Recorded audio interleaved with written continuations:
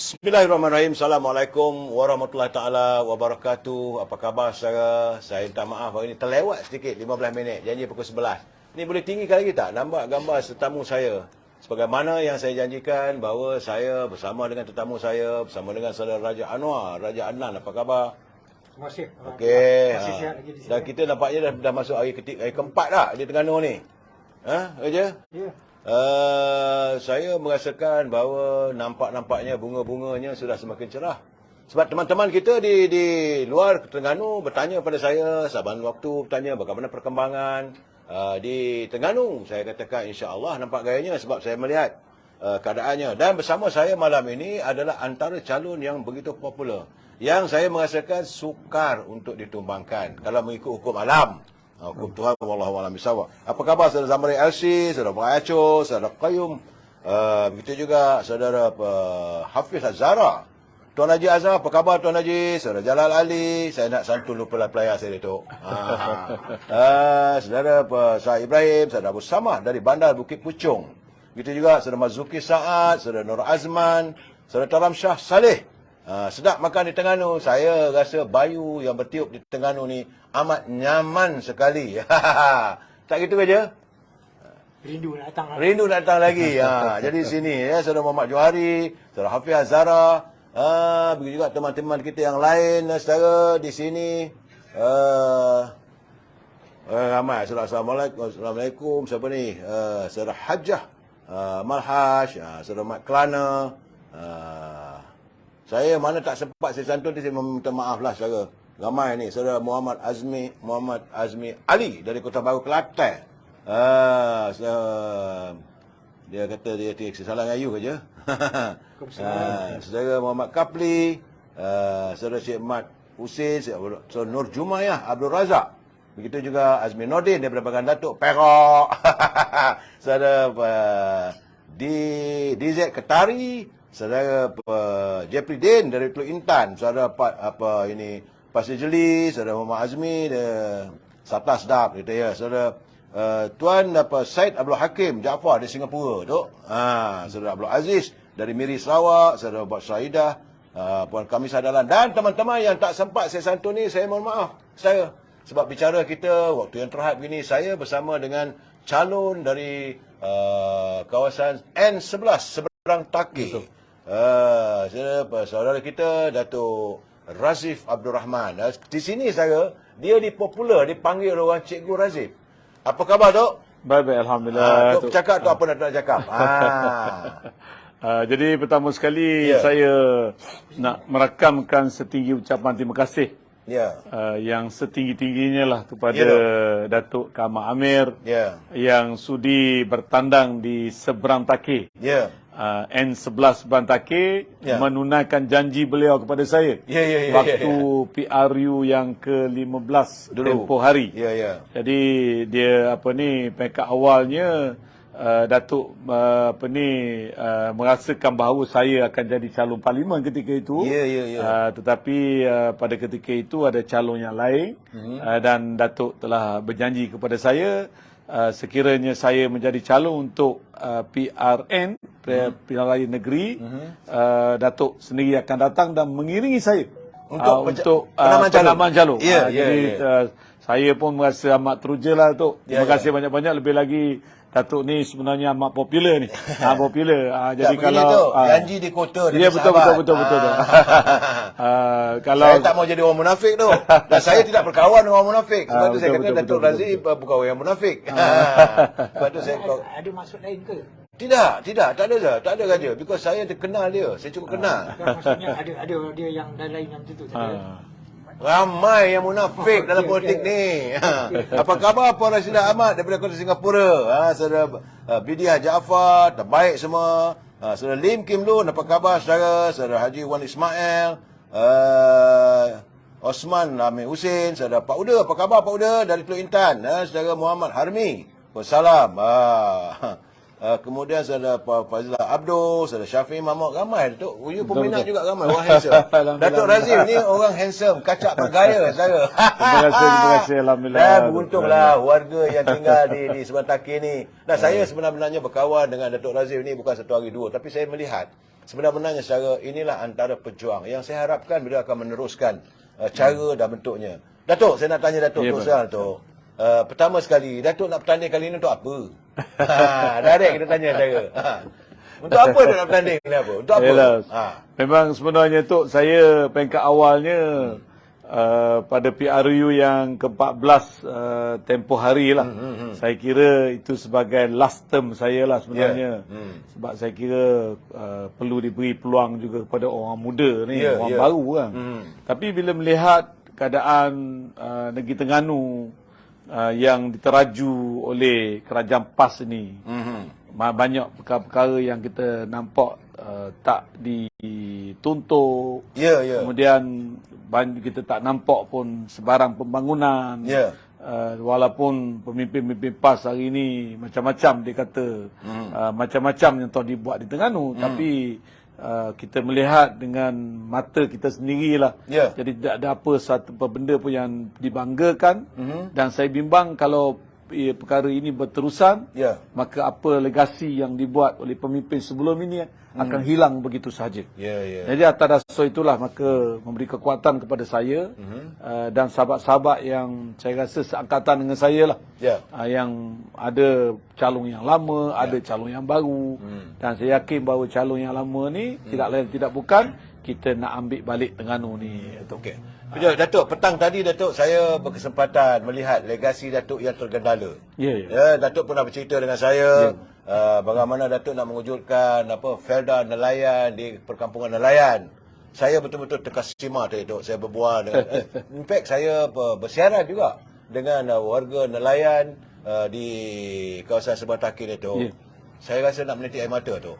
Bagaimana saya melihat legasi yang cuba Datuk lakukan, yang cuba Datuk usahakan, akhirnya ditutup begitu saja tu. Saya rasa tak patut saya.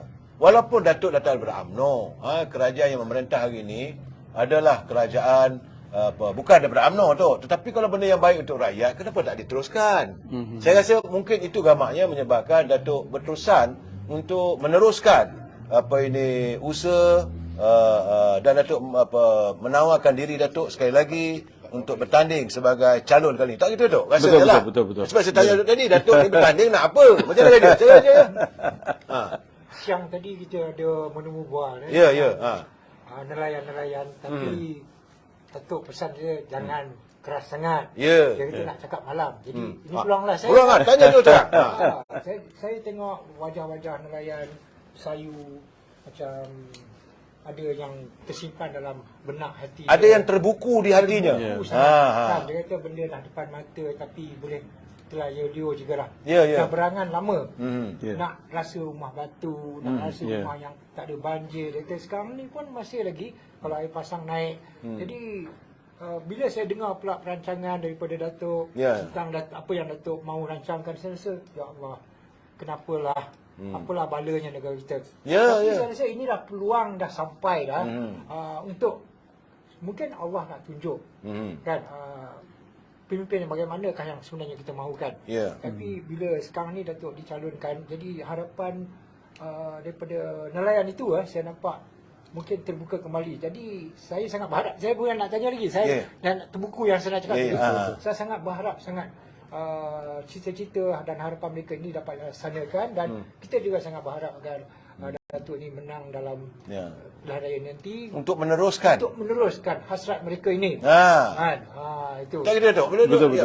Dia sebenarnya sebab ini saya rasa sesuai benar ni Datuk, sebab menjawab soalan atau menjawab apa statement yang telah diberi oleh Yang Berhormat Esko. Jadi Yang Berhormat Esko dia ada bantai saya lah. Bila saya kemukakan hal ini bahawa kerajaan tidak tidak memperjuangkan hak nelayan. Jadi dia kata bahawa kerajaan telah mengabaikan, telah membuat banyak perkara lah, termasuk juga memberi lesen untuk sampan, bot sampan. Itu yang mana yang Datuk sebut sebelum ni lah. Jadi dia cerita benda yang kecil-kecil. Jadi dia tak tahu bahawa apa yang saya maksudkan ialah tentang Sea Felda ini atau Felda Laut ni. Sea Felda Sea Felda atau Felda Laut ni. Saya rasa dia tak menjawab dengan apa yang saya statement saya tu.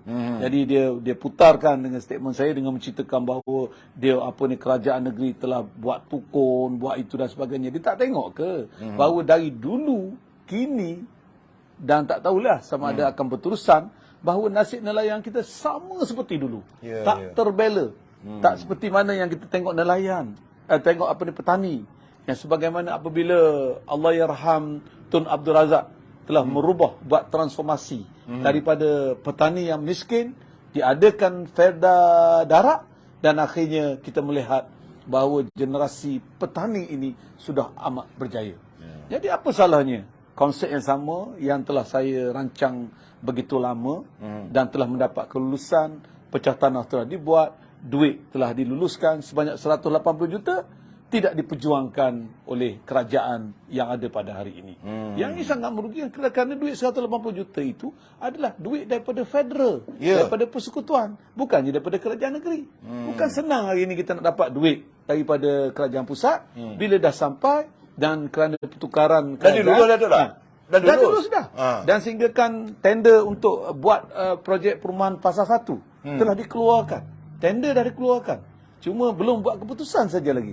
Tapi apabila bertukar kerajaan PAS pada masa itu sebagai kerajaan, langsung tidak peduli tentang kelulusan ini, langsung tidak perjuangkan, dan yang amat menyedihkan, kawasan yang kita cadangkan untuk melaksanakan projek ini telah dibuat keputusan ditukarkan untuk buat projek rumah bercampur-campur. Jadi dalam soal ini, kita nampak bahawa projek untuk aquapolitan ataupun projek Sea Felda ni memang kerajaan negeri sudah tidak berminat. Bermakna maka terbuang begitu sahaja, terlepas begitu sahaja 180 juta yang sepatutnya kita ambil daripada kerajaan pusat untuk rakyat negeri Terengganu sudah hilang. Ya. Maksudnya memang benarlah apa yang dinyatakan oleh nelayan tu. Itu saya dah kata ni. Sepatutnya rumah yang siap tu untuk diorang. Betul. Tapi kenapa kami dipinggirkan?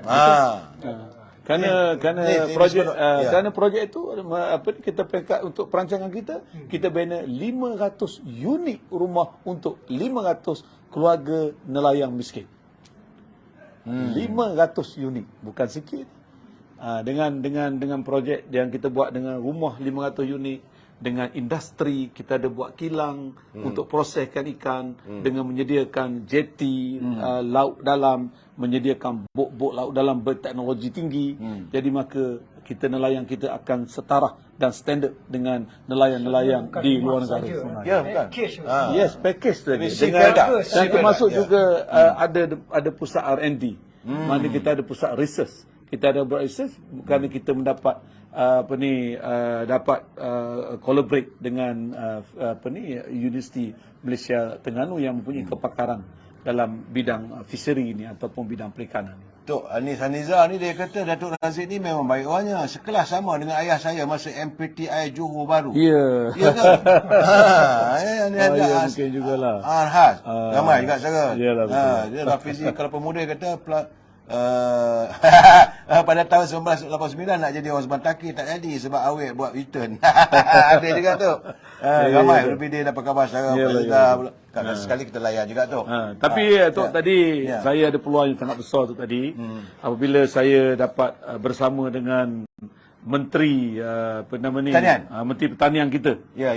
Iaitu Datuk Seri Muhammad Sabu.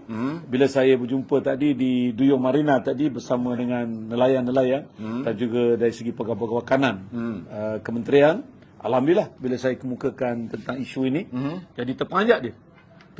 Dia kata ini idea sangat bagus. Dia pun tak pernah dengar. Saya kata projek ini telah diluluskan. Saya minta supaya selepas daripada selesai pilihan raya ini, saya nak minta untuk appointment dengan beliau untuk saya bawa balik paper ni dan minta Datuk Seri Menteri Pertanian kita ini untuk fight semula 180 juta ini untuk diberi kembali kepada rakyat. Saya rasa tak sesuai tu sebab apa, inilah impian matlamat Datuk Seri Anwar Ibrahim. Beliau mengatakan kerajaan madani ini adalah untuk membela kehidupan rakyat. Sebab dia kata saya macam ternampak bosku di sini. Inilah vision-vision yang sebenarnya saya sengaja bawa untuk satu dunia yang suka dijangka. Yalah, kelulusan awak je zaman tu betul. Zaman Datuk Seri Najib. Betul tu. Jadi perkara macam ni yang sebenarnya pemimpin yang kita perlukan. Bukan sekadar nak perkara kecil, tapi perkara yang boleh mengubah keseluruhan. Sebab itu saya tanya tadi saja. Saya tanya pada Datuk Razif, you Datuk kali ni nak apa sebenarnya? Rupanya ada agenda yang tersembunyi, yang terlekat di kalbunya, yang mau dilaksanakan supaya menjadi realiti. Tak gitu, Dok? Betul. Dan ini dia kertas 2017 dulu tu. Ni kertas. Ini kalau Datuk tengok ni adalah kertas 2017. Dia yang projek ECR. Ni di bawah projek ECR ni. Ini tu. Ni dia projek ni Aquapolitan Kuala Nerus di bawah PNB. 2017 di bawah ECR tu. Ini projek dia. Dia mungkin yalah, itu yang Datuk mungkin. Saya ingat gini, Datuk nanti Datuk kira kat saya viralkan dalam kita punya apa ini, kita punya tapi ini bukan satu perancangan yang mudah, tapi kalau dapat dijayakan, dapat memberi, mungkin ini satu pilot project untuk nelayan-nelayan yang satu dunia, satu negara. Dan yang pertama yang hebatnya itu, saya dimaklumkan oleh pihak ECR bahawa projek ini adalah projek yang pertama di dunia tu. Ini kalau dapat dilaksanakan, the first in the world ni. Dia projek ini kan tak pernah terfikir bahawa kaedahnya, sebab saya maklumkan kepada bosku waktu ketika itu, saya kata kenapa kita perlu buat benda yang baru sedangkan contoh yang terbaik yang dibuat oleh Allahyarham Tun Abdul Razak dah terpampang, dah ada depan mata melalui kejayaan Felda. Jadi kenapa Felda ini juga tak diimplementkan kepada nelayan, supaya nasib nelayan ini juga akan dapat kebaikan. Bila Datuk Kamal Amir cerita tentang tu, saya macam satu kejutan. Kenapa tak ada kita pernah terfikir perkara ni? Tapi bila kata perkara ini telah macam disabotaj, digagalkan, saya rasa ya Allah. Tak benda nak jadi pemimpin tu untuk apa sebenarnya? Itu tanya. Sebab itu saya bertanya Datuk Razif, you kali ini bertanya untuk apa? Nak kata wakil rakyat dah, wakil rakyat dah. Ini dia perancangan kita tu. Ini lah. Mana dia tu? Apa dia cerita? Saya kena. Itu dia punya kawasan. Ini yang inilah dia punya design dia tu. Cantiknya. Ini dia kalau jadi itu realiti. Ini dah ada pelang dia dah. Ini boleh dah. Dia tapak dah ada. Semua dah lulus. Dah lulus dah. Tengok boleh. Dah boleh. Dah diluluskan semua. Bagi aja tengok. Sebenarnya saudara, itu dah diluluskan semua. Dah diluluskan, dah dapat peruntukan, dah pecah tanah dah dibuat. Dah buat kerja mula-mula. Dan tender dah dikeluarkan untuk fasa pertama. Ini bukan pendapatan sajalah, mesti dia sekali dengan kilang industri. Kerana menjadi hasrat kepada saya untuk mendapatkan sijil halal kepada pengusaha-pengusaha keropok leko di Terengganu. Kenapa saya kata begitu? Kerana kita sedia maklum bahawa kenapa keropok ini tak dapat sijil halal, kerana proses itu sendiri. Tetapi dengan konsep yang kita buat ini, dengan menggunakan kilang, saya yakin dan percaya bahawa JAKIN akan memberikan sijil halal kepada syarikat ataupun koperasi nelayan ini, kerana mereka memproses isi ikan untuk disupply kepada pengusaha-pengusaha keropok, iaitu melalui konsep kilang, kebersihan, dan akhirnya nanti keropok di Terengganu akan dapat kita ekspor ke luar negara. Jawapannya ada di sini tu. Yalah. Saya tanya, kenapa Terengganu ni memang kaya dengan keropok, sedap apa semua, tetapi tidak dibawa ke peringkat yang lebih jauh. Inilah dia jawapannya. Itu saya kata tadi. Saya ulang lagi. Datuk bertandingkan apa? Ini waktu ketika tu. Ini ketika saya bersama dengan bosku, dengan dengan CEO ini masa ni lah. Ini masa ditunjukkan tu dia punya ni. Dan ini dia. Dan inilah dia pelang pelaksanaan ni yang dibuat oleh konsultan. yang telah diluluskan oleh ECR dan ISAT sebagai host projek ini dan yang mengeluarkan tender kerajaan negeri melalui SCDC untuk projek perumahan. Dan the next tu akan diuruskan oleh ECR. Jadi tempatnya adalah dekat di seberang Takir, di seberang Pak Abu. Ada hampir 20 ekar tanah yang direklaim. Tanah tu dah asalnya direklaim 20 ekar dan ada satu tanah yang di sebelah dia tu sebagai tanah yang tak payah kita tambung dah untuk kita bina 500 unit rumah. Semua komplit dah. Raja, ini yang saya katakan tadi. Inilah saya katakan sebagai wakil rakyat. Ini sebenarnya Sabah malam saya bercakap yang rakyat mau cari adalah wakil rakyat. Bukan YB. Ini sebenarnya rakyat rindukan kehadiran orang warga bangsa kita. Apakah Tok kau ini akan terus atau perjuangkan? Jadi saya nampak ada peluang yang sangat baiklah tadi. Tetapi rakyat Terengganu perlu ingatlah bahawa sudah pasti projek ini akan dapat kita realisasikan dengan syarat bahawa negeri dengan pusat seiring. Kalau tidak seiring, manakan boleh projek ini kan? Bukan senang ya, bukan senang-senang 180 juta untuk diberi kalau kita tak seiring. Jadi bermakna sekarang ni apa yang perlu saya pastikan sekarang ini bahawa Terengganu, kerajaan Terengganu mestilah sama juga kerajaan perpaduan sama dengan kerajaan pusat. Baru mudah untuk urusan untuk mendapatkan semula peruntukan ini. Okey Datuk, kita bercerita sikit pasal politik Terengganu ni. Datuk fikir macam mana kedudukannya Datuk? Mesti Datuk dapatlah khabar juga dengan kawan. InsyaAllah Datuk, saya pernah yakin bahawa ada peluang yang sangat besar sebab Terengganu ini kita dikenali sebagai swing state yang boleh berubah-ubah. Dan pengalaman kita yang lepas bahawa kerajaan PAS tidak pernah boleh ataupun tidak pernah lagi-lagi mendapat lebih daripada satu term. Jadi saya nampak ini peluang yang terbesar dan saya melihat bahawa mood rakyat sekarang ini memang nakkan perubahan. Dan saya yakin dan percaya dengan calon-calon yang ditonjolkan sebahagian besar adalah orang baru. Orang muda. Dan hari ini juga saya nampak kali ini Timbalan Perdana Menteri tadi ada pagi tadi datang sini dah. Tadi melancarkan jentera pilihan raya kerajaan perpaduan. Kemudian belah petangnya Perdana Menteri ada pula juga. Perdana Menteri berada di ketengah ni di Dungun, di Dungun untuk majlis bersama dengan warga ketengah pada petang tadilah. Sebab saya agak tertarik lah sebab saya mengatakan bukanlah kerana beliau Perdana Menteri kita nak puji, tidak, tapi saya katakan bahawa impian beliau adalah untuk membasmi kemiskinan dan menangani derita rakyat.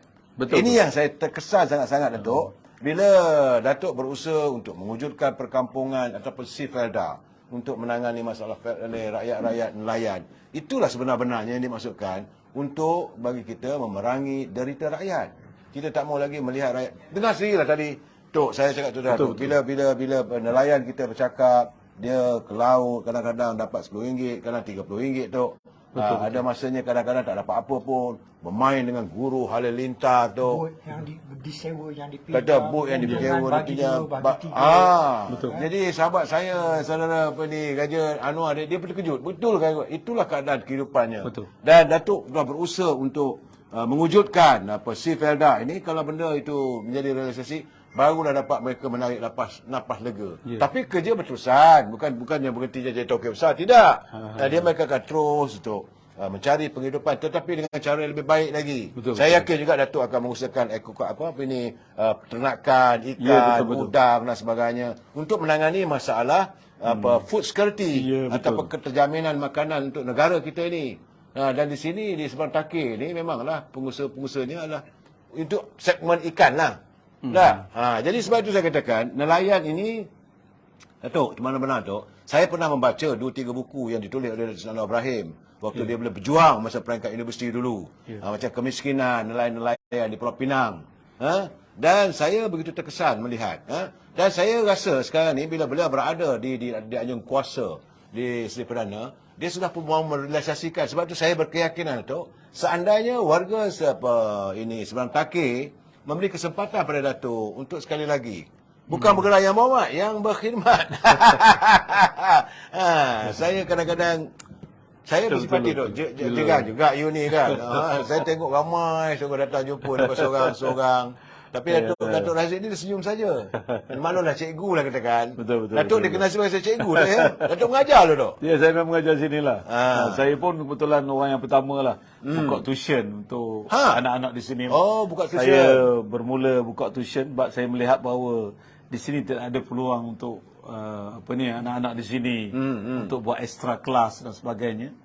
Maka saya dengan kawan-kawan saya lah waktu tu baru kita habis belajar kan. Ya. Dan kawan-kawan saya pada tahun 1985. Saya mula buka tuition di bangunan sebelah ni. Sekarang? Ada bangunan. Dah. Jadi saya berhenti ketika bila saya jadi wakil rakyat tu saya berhentilah. Tapi walau bagaimanapun kita teruskan juga di sini. Sebagai kelas untuk mana Datuk berhenti mengajar lah. Mengajar lah. Saya tadi dapat bukan mana berbual lah. Berbual-bual. Tapi dia kata anak saya pernah tuition kat betul. rumah Datuk tinggal. Tapi saya untuk sebab sebenarnya saya cuba nak buat satu transformasi pendidikan di Seberang Takir ni. Bila pembinaan masjid baru di Seberang Takir itu yang menelan belanja 21 juta tu. Di atas tu ada dibuat library untuk cadangan untuk buat perpustakaan dan juga kelas. Dia ada classroom atas tu 3 kelas. Apa yang saya nak buat ialah saya nak menggunakan konsep masjid itu akan menjadi sebagai tempat atau pusat pendidikan.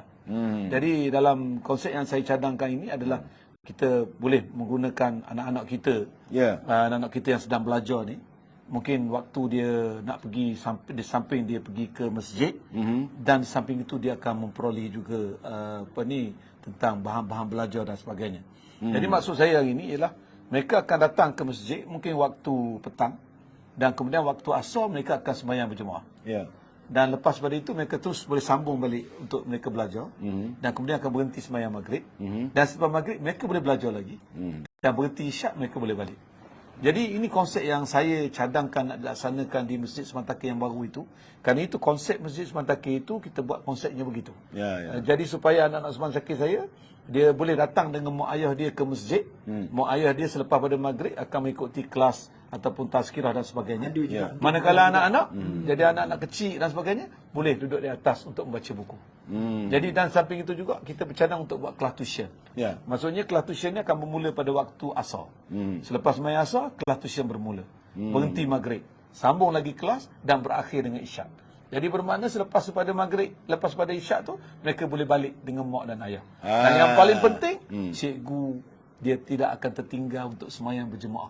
Bersama-sama di masjid kalau menggunakan konsep yang macam ni. Ini yang saya nak buat sebenarnya. Tetapi malangnya, kerana pertukaran kerajaan, maka masjid... Ini malang betul, bukan malam ya? Malang sangatlah kita. Apabila masjid tersebut, sekarang ni, tempat yang kita cadangkan untuk laksanakan perkara ini telah diberi sewa untuk digunakan untuk perkara yang lain. Jadi bagi saya amat merugikanlah apa sangat duit sewa yang dapat berbanding dengan ilmu yang anak-anak Seberang Takir akan dapat kalau dilaksanakan perancangan seperti mana yang saya sebut tadi. Terus Puan Norayati ni, Yati dari mana tak tahu saya. Dia teruskan cikgu semoga usaha murni ini berterusan dan mendapat keberkatan ilahi. Oh, ramai puji Datuk ni. Gaji Yati ni Kelantan ni. Kelantan ya? Masih putih. Tak salah saya lah. So dia kata Alex Hafiz dia kata projek yang bagus Datuk. So Terengganu kena selari dengan kerajaan persekutuan. Orang Terengganu perlu menangkan calon-calon kerajaan perpaduan. Betul. Saya baca je Tok. Ramai ni pelai-pelai kita ni mengharapkan sebab mereka juga memahami aspirasi keadaan politik, bagaimana politik boleh merubah kehidupan rakyat dan sebagainya. Jadi sampai tu Datuk, saya nak tanya juga Datuk, bahawa sepanjang Datuk jadi Menteri Besar, Datuk pernah jadi Menteri Besar tak? Ya, betul. Saya baru nak tanya. Saya tanya lah. Nanti saya ada soalan. Jadi Menteri Besar selama 4 tahun tak? Betul, 4 tahun. Tapi lepas tumbang. Lepas tu tumbang. Kenapa dia tumbang itu Datuk? Nak tanya juga. Ialah masa itu saya diberi tanggungjawab yang saya kira beratlah sangat. Sebab dalam keadaan 17-15 masa itu.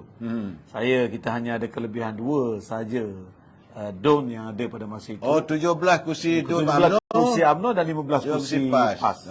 Jadi hanya kelebihan 2 kursi saja. Dan saya hanya diberi masa 4 tahun untuk nak beri kekuatan. Tapi alhamdulillah pada masa itu saya rasa sangat puas hati bila saya melancarkan konsep TTB, transformasi Terengganu Baharu. Jadi dengan ada prinsip, ada apa ni, dengan 6 prinsip yang kita laksanakan, dan TTB itu juga memberi penekanan kepada transformasi Terengganu Baharu, pergi kepada Terengganu terbersih, dan TTB juga Terengganu the best, dan Terengganu terbaik.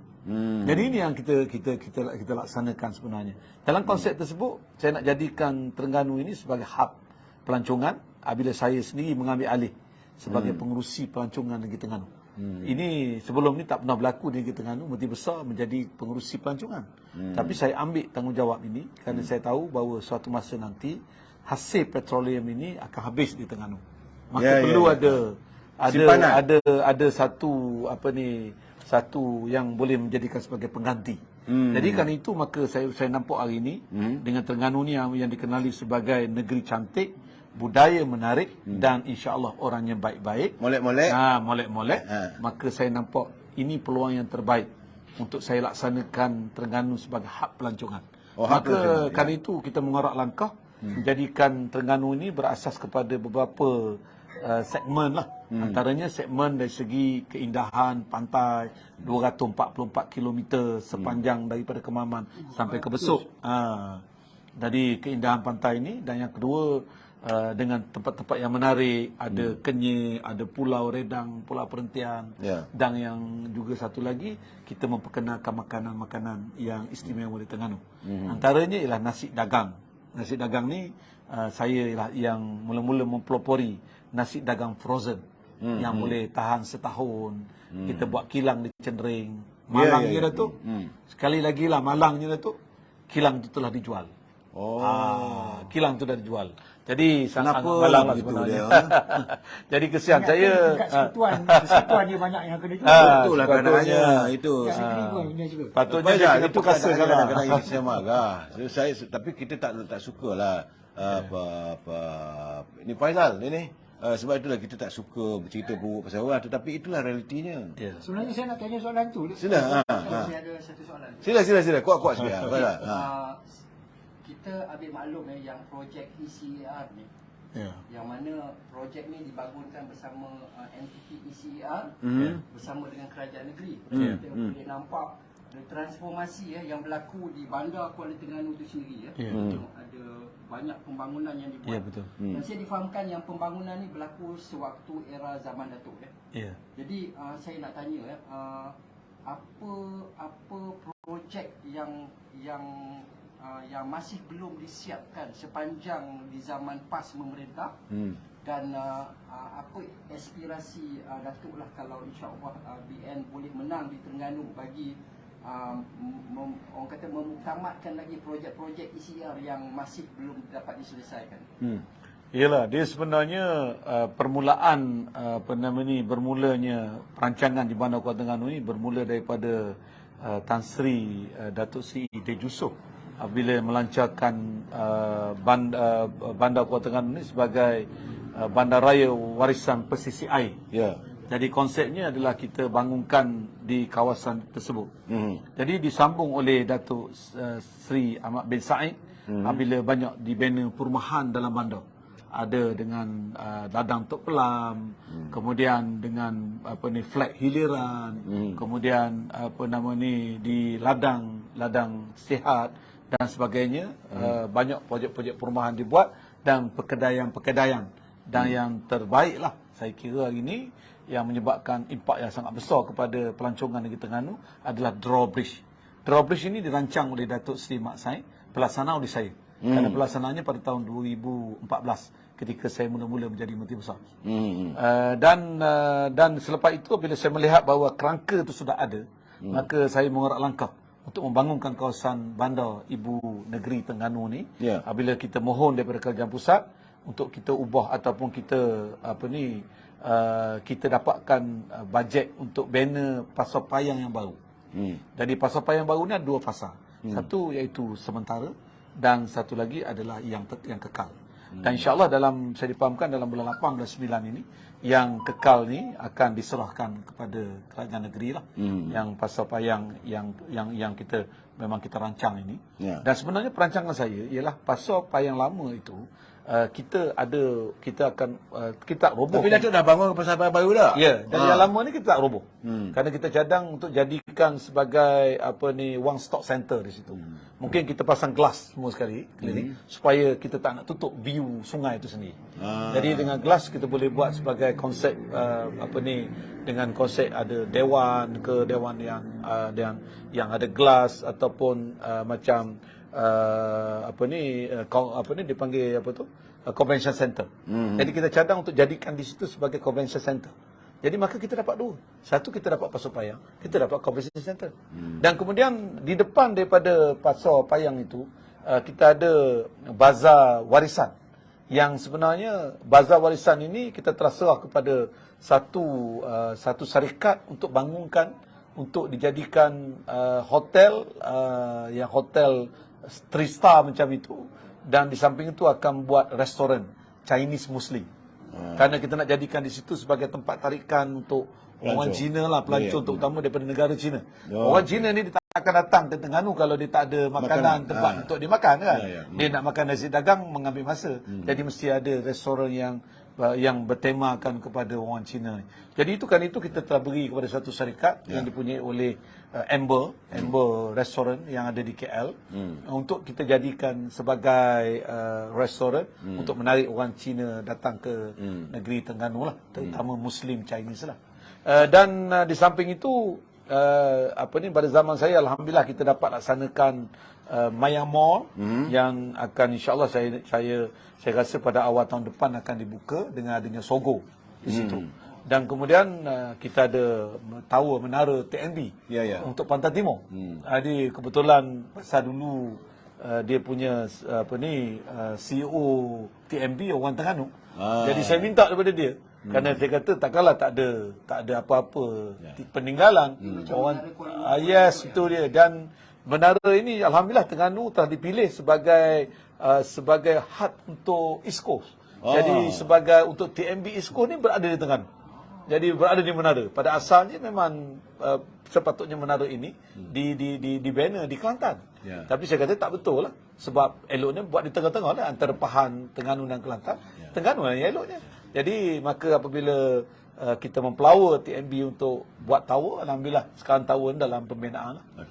Dan di samping itu ada lagi di sebelah daripada Mayang Mall ni dia ada Soho. Dia ada Soho apartment, ada office, ada pusat perniagaan dan juga ada apartmen. Dan malangnya sekali lagi, projek ni delay begitu lama. Saya dipahamkan sekarang barulah diluluskan. Kerana waktu ketika saya dulu kita dah set up semua sekali, sepatutnya dah deliver, tapi kerana kerenah birokrasi kerajaan pada masa itu sampai projek ni delay dan merugikanlah sebab kos semakin meningkat sebenarnya. Jadi baru nak dilaksana sekarang ini. Okey, Datuk, kita tahu Datuk besok Datuk nak pergi penyamban calon Datuk. Sekarang jam sudah pukul 12 tengah malam, saya pun tak nak tahan Datuk lama-lama. Kan? Saya minta maaf pada pelai-pelai semua untuk malam ini. Amir Hijaz Fan hanya bersiaran agak pendek kerana menghormati besok Datuk Razif terpaksalah. Kita tak lama dia saja. Kita berborak apa semua betul. Orang besok nak penyamban calon. Menawarkan semua ramai-ramai tu. Ya, semua tu ramai apa semua tu. Dan saya merasakanlah. Kalau warga orang apa ni kawasan N11 ni di Sebelah Takir ni, Tok, rupanya Sebelah Takir ni Tok banyak orang tak tahu. Teman-teman semua, untuk anda pengetahuan anda, Sebelah Takir ni nama ini diambil dulu adalah sempena nama sebenarnya tempat penghukuman hukum hudud. Yes, betul. Pelaksanaan hukum hudud. Jadi dulu tahun bila tu? Dia sebelum British lah. Dia zaman masa itu zaman almarhum Tuanku Sultan Zainal Abidin yang itu semata. So kalau orang jahat, orang dulu sini ada jambatan. Ini macam di seberang lah ni. So dekat bandar-bandar dalam 100 tahun yang lalu kan. Dalam 100 tahun yang 100 tahun dulu. Jadi orang tu ambil, jadi tangkap orang tu penjenayah. Jadi penjenayah tu dihukum potong tangan. Macam cerita Semerah Padi. Begitulah. Jadi bila potong tangan tu dipanggil takir orang Terengganu. Sebab banyak tuanku terlampau murka. Jadi terlampau murka dinasihatkan oleh Tok Kupalu Tok Kupaloh ya. Kupaloh ketika itu sebagai penasihat tuanku. Ya. Jadi tuanku terlampau muka kerana tuanku ni dia apa ni baginda ni pantang lah. Orang yang melakukan kesalahan jenayah dari segi hukum Islam dan sebagainya. Maka tuanku dah terkeluar perkataan bukan sepatutnya kalau lebih lembut potong. Tapi kerana terlampau muka terus dikata take. Take ni maknanya itulah asalnya. Dia kata hantar ke seberang. Take. Jadilah seberang take. Hantar ke seberang take. Jadi maknanya namanya seberang take. Dan orang Terengganu juga harus rasa bangga sebenarnya di saat UMNO Barisan Nasional, bukan Barisan Nasional, UMNO berjuang menentang Melayu Union, raja yang terakhir yang tidak mau menandatangani perjanjian Melayu Union adalah Sultan Terengganu. Gertinya orang Terengganu berani-berani ber. Tapi dalam keadaan sekarang ni, cloud, babe. Okey, Tok, saya minta maaf, Tok. Selamat berjuang, Tok. Terima kasih, Tok. Okey, teman-teman, raja Sikit je. Ni nak nama calon ni. Tapi ini bagi saya. Okey, saya nak ulang sikit lagi. Okey, apa dia? Saya bila bosku dijatuhkan, bila saya tanya banyak, inilah vision-vision yang antara yang dia tak tercapai, yang dia kecewa. Kan? Yang akan dilaksanakan oleh Datuk Razif. Dia bukan, maksudnya di peringkat persekutuan lah. Ya. Tapi di sini kita jumpa seorang lagi yang sebenarnya inilah peluang untuk rakyat. Untuk mencapai hasrat-hasrat yang baik-baik untuk rakyat. Kalau tak terima juga, tak boleh nak kata apa. Terpulanglah warga di seberang take, sama ada nak menerima atau tidak menerima.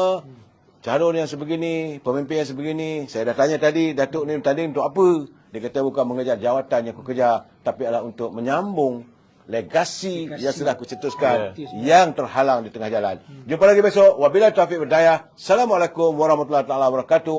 Selamat malam.